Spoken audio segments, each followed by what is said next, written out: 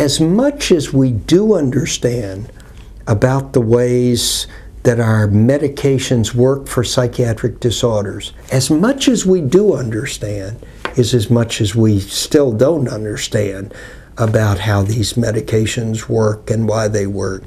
We know the chemical systems they work on, but since we can't create the disorder in humans, it's very hard to figure out exactly what our medications are doing.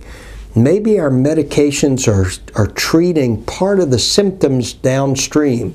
Imagine, if you will, that the cause of the depression or anxiety is A, and that causes B and C and D and E and F and G, and then our medications affect the G step.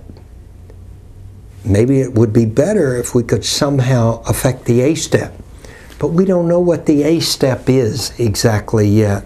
And animal models, remember, break down in terms of human psychiatric illnesses. An animal, for example, sits in the corner of his cage. We can make them do that by applying certain stressors to them.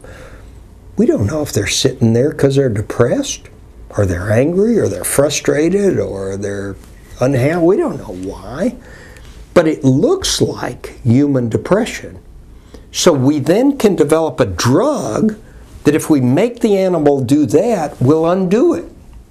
And that's how we develop a lot of our drugs. We develop them based upon animal models, which are, whether it's how long they'll swim in a vat of water, or how long they'll sit in the corner of their cage, or how many times they'll try to get out of their cage with certain circumstances.